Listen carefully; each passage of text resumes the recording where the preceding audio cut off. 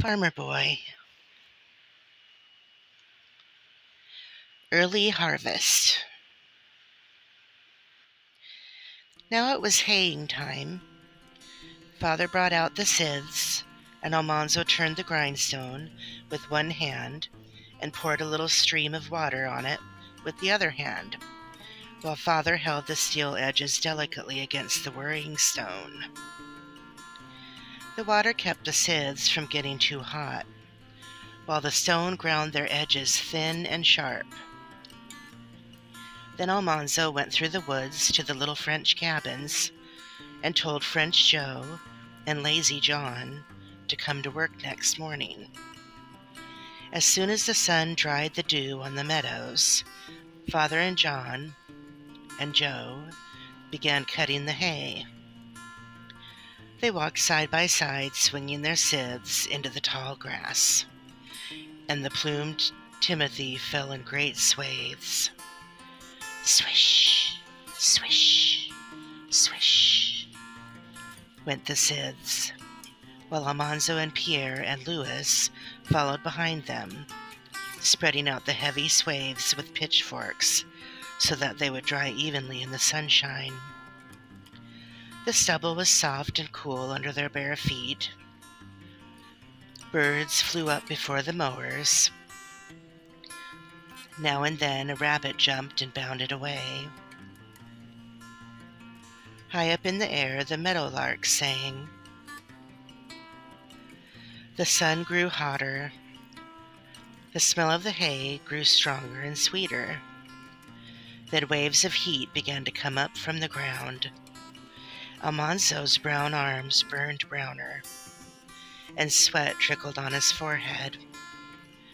The men stopped to put green leaves in the crowns of their hats, and so did the boys. For a little while the leaves were cool on the top of their heads.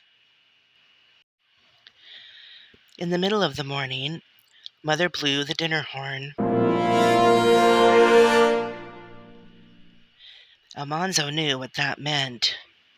He stuck his pitchfork in the ground and went running and skipping down across the meadows to the house. Mother met him on the back porch with milk pail brimming full of cold eggnog. The eggnog was made of milk and cream, with plenty of eggs and sugar. Its foamy top was freckled with spices, and pieces of ice floated in it. The sides of the pail were misty with cold. Almanzo trudged slowly toward the hayfield, with the heavy pail and a dipper. He thought to himself that the pail was too full. He might spill some of the eggnog. Mother said waste was sinful. He was sure it would be sinful to waste a drop of that eggnog. He should do something to save it. So he set down the pail, he dipped the dipper full, and he drank. The cold eggnog slid smoothly down his throat, and it made him cool inside. When he reached the hayfield, everyone stopped work. They stood in the shade of an oak and pushed back their hats and passed the dipper from hand to hand till all the eggnog was gone. Almanzo drank his full share. The breeze seemed cool now, and Lazy John said, wiping the foam from his mustache, "Ah, that puts heart into a man." Now the men wetted their scythes, making the whetstones ring gaily on the steel blades, and they went back to work with a will. Father always maintained that a man could do more work in his 12 hours if he had a rest and all the eggnog he could drink, morning and afternoon. They all worked in the hayfield as long as there was light enough to see what they were doing, and the chores were done by lantern light. Next morning the swathes had dried, and the boys raked them into windrows. with big, light wooden rakes that Father had made. Then Joe and John went on cutting hay, and Pierre and Louis spread the swathes behind them. But Almanzo worked on the hay rack. Father drove it up from the barns, and Father and Royal pitched the windrows into it, while Almanzo trampled them down.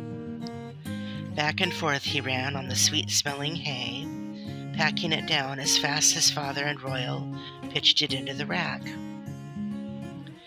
When the rack would hold no more, he was high in the air on top of the load.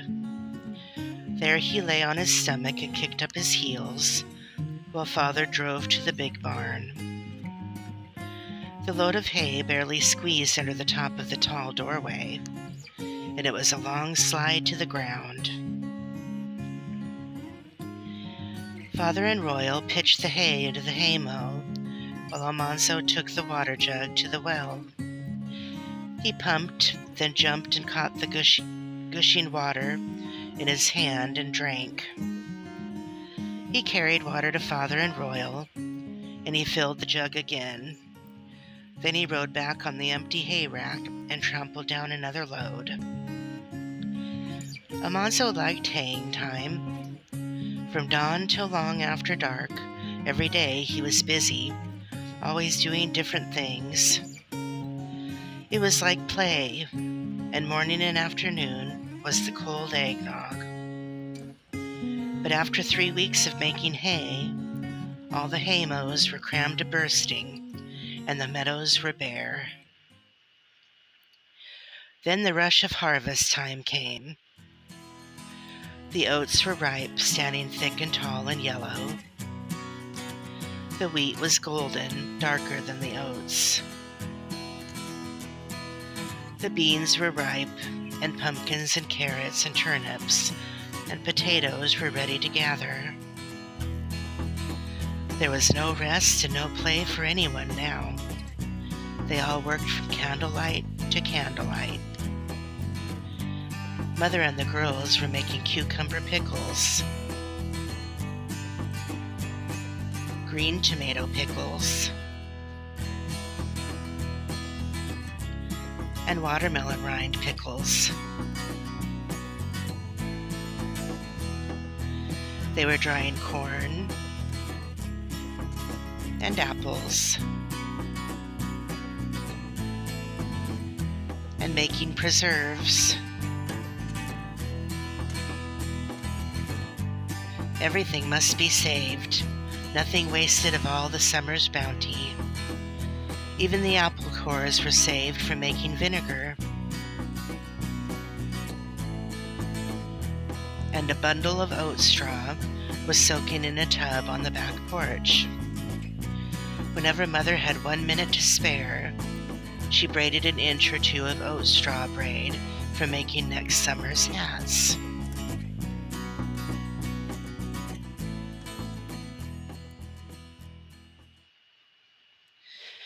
The oats were not cut with scythes, but with cradles.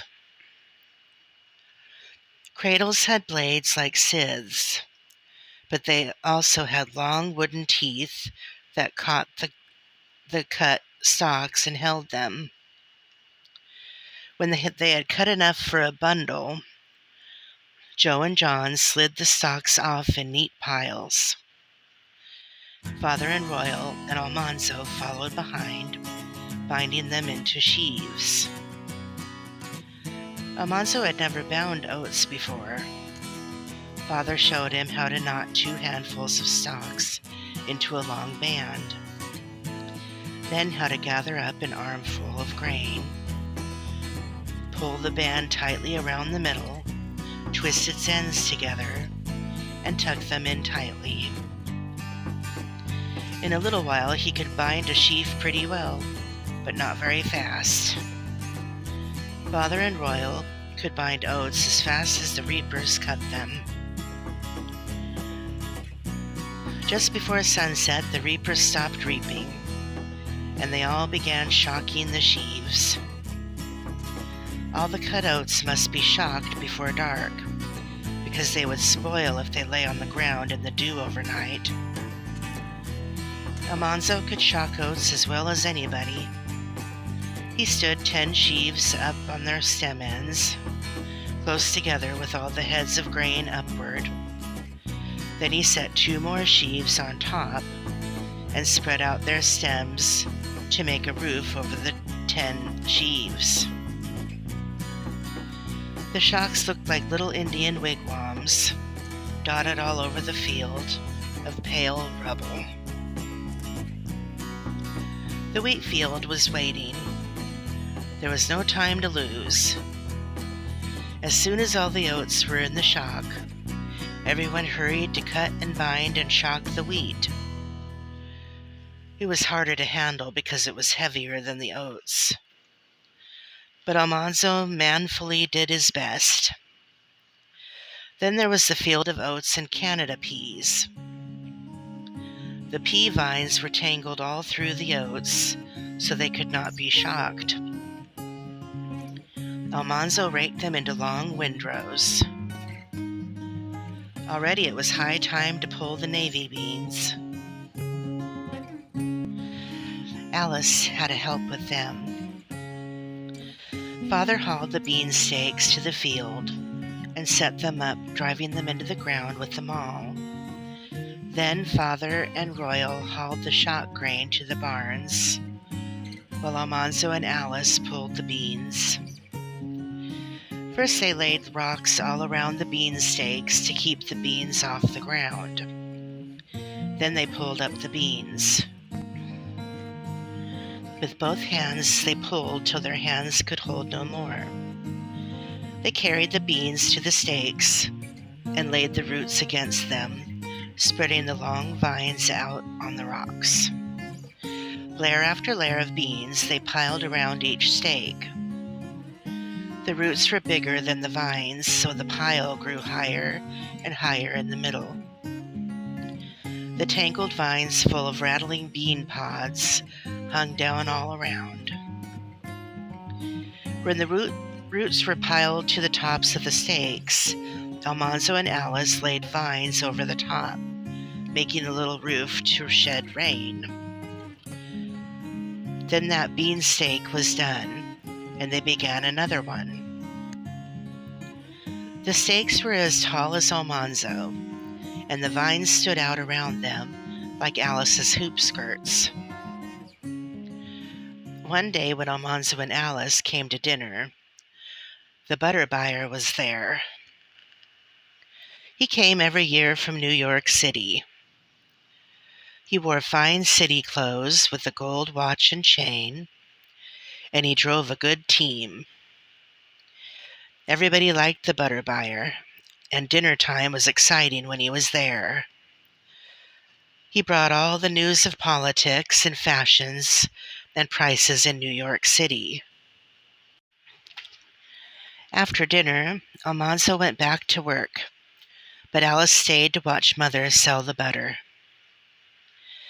The butter buyer went down cellar, where the butter tubs stood covered with clean white cloths. Mother took off the cloths, and the butter buyer pushed his long steel butter tester down through the butter to the bottom of the tub.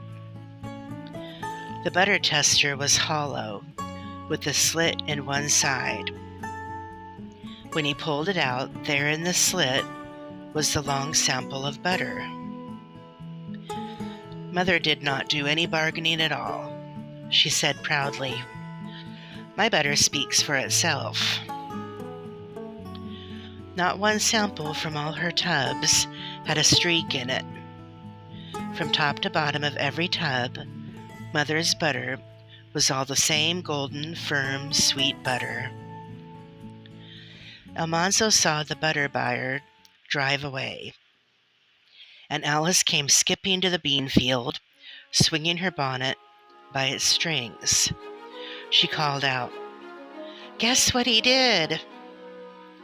"What?" Almanzo asked. "He said Mother's butter is the best butter he ever saw anywhere. And he paid her. Guess what he paid her?" 50 cents a pound. Almanzo was amazed. He had never heard of such a price for butter. She had 500 pounds, Alice said. That's $250. He paid her all that money, and she's hitching up right now to take it to the bank. In a little while, Mother drove away in her second-best bonnet and her black bombazine.